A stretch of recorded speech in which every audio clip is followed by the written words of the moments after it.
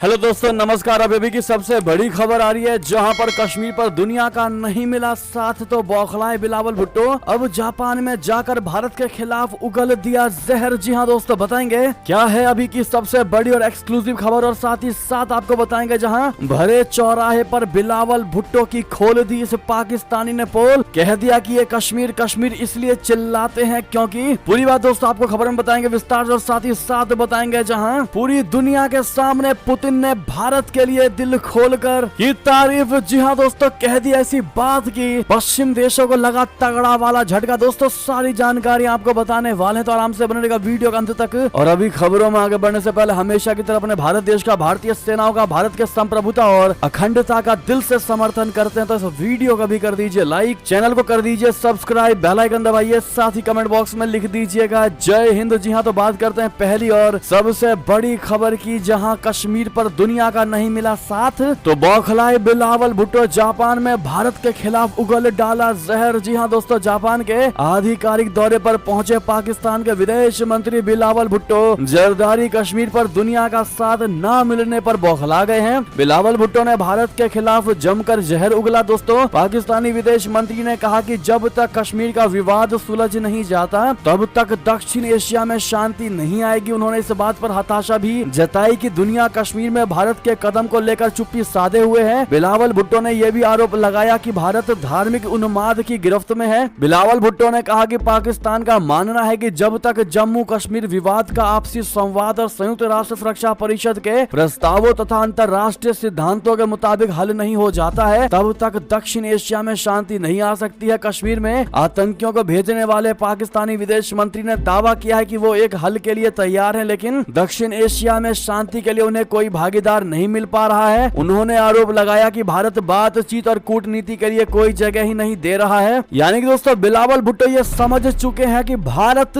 ने जो मुंह फेरा था उसके बाद कभी मुंह घुमा करके भारत ने तुम्हारी तरफ नहीं देखा, और उसकी भी वजह पाकिस्तान ही है दोस्तों, जो सीमा पार आतंकवाद को भेज करके भारत को दहशत गर्दों से जोड़ना चाहता है। भारत को नेस्त नाबूद करने की कोशिश में लगा हुआ है पाकिस्तान, और अब ऐसे में बाहर विदेशों में जाकर के कहने की कोशिश कर रहा है कि भारत हमारी तरफ देख ही नहीं रहा। आखिर भारत देखे भी कैसे तुम्हारी तरफ? तुम्हारे कर्म इतने खराब हैं कि भारत साइड में ही ठीक है, और भारत आज जो तरक्की कर रहा है पाकिस्तान से वो भी बर्दाश्त नहीं हो रहा है। दोस्तों बहरहाल कश्मीर मुद्दे पर जिस प्रकार से जहर उगल रहा है बिलावल भुट्टो, दोस्तों ऐसे में आप लोग क्या जवाब देना चाहेंगे? करारा जवाब देते हुए कमेंट में जरूर लिखिएगा। देखते हैं क्या कहती है भारत की जनता। साथ ही साथ दोस्तों अगली खबर आपको बता दे, जहां पर इसी से जुड़ी खबर है, भरे चौराहे पर बिलावल भुट्टो की खोल दी इस पाकिस्तानी ने पोल। कह दिया कश्मीर कश्मीर इसलिए चिल्लाते हैं क्योंकि उनको फंड चाहिए। जी हाँ दोस्तों, पाकिस्तान के विदेश मंत्री बिलावल भुट्टो हमेशा चर्चे में बने रहते हैं। इसके पीछे की वजह या तो कश्मीर का मुद्दा होता है या फिर अपने ही देश के प्रधानमंत्री को देश की हालत पर खरी खोटी सुनाना। हालांकि इस बार पाकिस्तानी शख्स ने अपने ही देश के विदेश मंत्री की भरे चौराहे पर पोल खोल दी। पाकिस्तानी यूट्यूबर शोएब मलिक अपने देश के आवाम से भारत में खत्म हुए G20 बैठक को लेकर बिलावल भुट्टो के विरोध के बारे में बातचीत की, और इसी बीच एक शख्स ने पाकिस्तान के विदेश मंत्री बिलावल भुट्टो को घेरते हुए कहा कि वो सिर्फ कश्मीर कश्मीर इसलिए चिल्लाते हैं क्योंकि उन्हें फंड चाहिए होता है। पाकिस्तानी अवाम ने कश्मीर पर अपनी राय देते हुए कहा कि हम कश्मीर की बात तभी कर सकते हैं जब हम अपने देश के लोगों को हक दिला सके। हम अपने देश के लोगों को फेवर नहीं कर रहे हैं, हम सिर्फ कश्मीर पर नारे लगाते हैं, जबकि हम खुद ही कई तरह के प्रॉब्लम्स में फंसे हुए हैं। कश्मीर के मुद्दे को छोड़कर हमें खुद के विकास के लिए काम करना चाहिए। हमें IT सेक्टर पर काम करना चाहिए, जो कि हमारी सरकार बिल्कुल नहीं कर रही है। दोस्तों उनका क्लियर कह रहा है कि हमारे सरकार के पास कोई भी एम नहीं है, किसी भी प्रकार का मोटिव नहीं है कि आगे करना क्या है, बस करते जा रहे हैं। और यही वजह है कि आज पाकिस्तान गरीबी से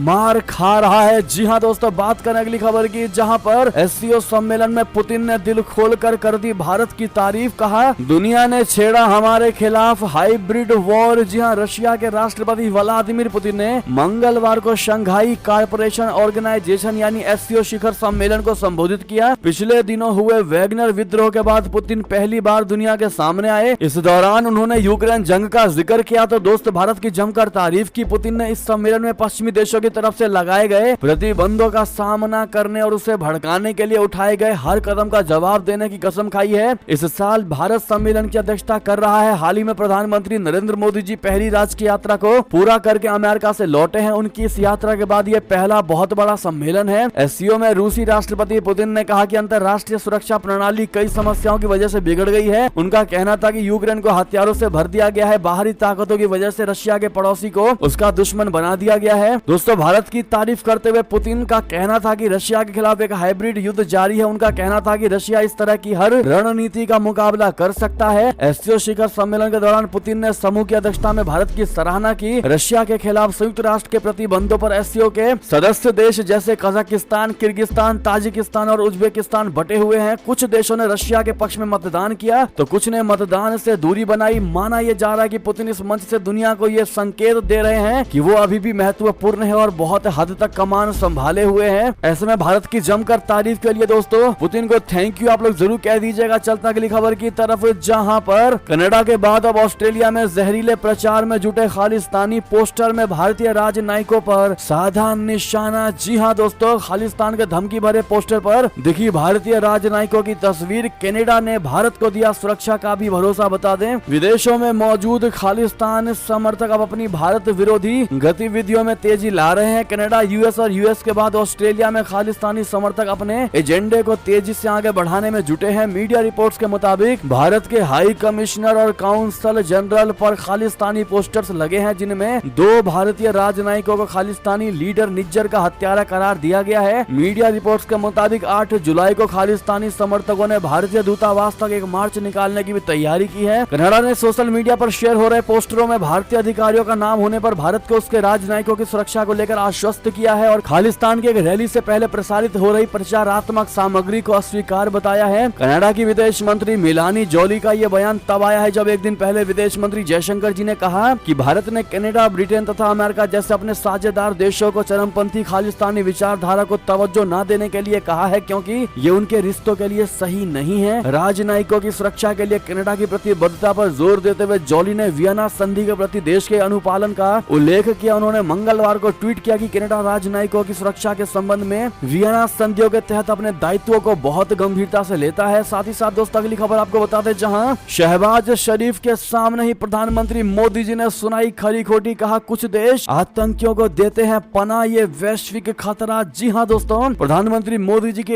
एक ही तीर से पाकिस्तान, चीन और अफगानिस्तान धराशाही। जिनपिंग और शरीफ की तो बोलती ही हो गई बंद। बता दें, शंघाई शिखर सम्मेलन में प्रधानमंत्री नरेंद्र मोदी ने एक ही तीर से चाइना, पाकिस्तान और अफगानिस्तान के चारों खाने चित कर दिए। आतंकवाद और संप्रभुता के मुद्दे पर प्रधानमंत्री ने चाइना और पाकिस्तान का नाम लिए बिना सीधा हमला बोला। साथ ही तालिबानियों को सीधे टारगेट करते हुए पीएम मोदी ने कहा कि अफगानिस्तान की धरती का इस्तेमाल पड़ोसी देशों में अस्थिरता और उग्रवाद को पोषित करने के लिए नहीं हो सकता। इसके लिए सभी एससीओ देशों को साझा कदम उठाना ही होगा। दोस्तों आपको बता दें, पीएम मोदी जी ने पाकिस्तान का नाम लिए बिना शहबाज शरीफ के सामने ही जमकर हमला बोला। प्रधानमंत्री ने कहा कि आतंकवाद क्षेत्रीय और वैश्विक शांति के लिए प्रमुख खतरा बन चुका है। इस चुनौती से निपटने के लिए एससीओ देशों द्वारा निर्णायक कार्यवाही आवश्यक है। उन्होंने कहा कि आतंकवाद किसी भी रूप में क्यों ना हो, हमें इसके विरुद्ध मिलकर लड़ाई लड़नी होगी। पाकिस्तान की ओर इशारा करते हुए पीएम मोदी जी ने कहा कि कुछ देश क्रॉस बॉर्डर टेररिज्म को अपनी नीतियों के इंस्ट्रूमेंट यानी हथियार के रूप में इस्तेमाल करते हैं, आतंकियों को पनाह देते हैं। एससीओ के ऐसे देशों की आलोचना में कोई संकोच नहीं करना है। जी हाँ दोस्तों, आपको बता दें कि शहबाज शरीफ का ये बात सुनते ही मुंह बन गया और उनकी गर्दन या यूं कह ले उनकी आंखें तुरंत के तुरंत नीची हो गई। दोस्तों इससे साफ झलकता है कि पाकिस्तान को कहीं ना कहीं ये मालूम है कि उसने ही भारत पर कितना अत्याचार किया है। साथ ही साथ अगली खबर आपको बता दें, जहां गुरु पूर्णिमा पर भक्ति रस में डूबा अमेरिका का टेक्सास शहर, एक साथ 10,000 लोगों ने किया श्रीमद् भागवत गीता का पाठ। जी हाँ दोस्तों, गुरु पूर्णिमा के पावन अवसर पर अमेरिका के टेक्सास प्रांत में आयोजित एक कार्यक्रम में लगभग 10,000 भक्तों ने एक साथ श्रीमद् भागवत गीता का पाठ किया। खबरों के मुताबिक आधुनिकता के पुरोधा कहे जाने वाले पश्चिम के सबसे विकसित देश अमेरिका में इस तरह का ये पहला आयोजन है, जिसमें एक साथ 10,000 लोग शामिल हुए और श्री कृष्ण के पावन कर्म उपदेश गीता का एक स्वर में पाठ किया। खबरों के अनुसार एलन ईस्ट सेंटर में आयोजित इस कार्यक्रम में श्रीमद् भागवत पाठ के दौरान मंच पर एक बड़ी सी स्क्रीन भी लगाई गई, जिसमें महाभारत का वो दृश्य दिखाया गया जिसमें भगवान श्री कृष्ण कुरुक्षेत्र की युद्ध भूमि में अर्जुन को अपने विराट स्वरूप का दर्शन देते हैं और कर्म सिद्धांत का ज्ञान देते हैं। दोस्तों ऐसे में इस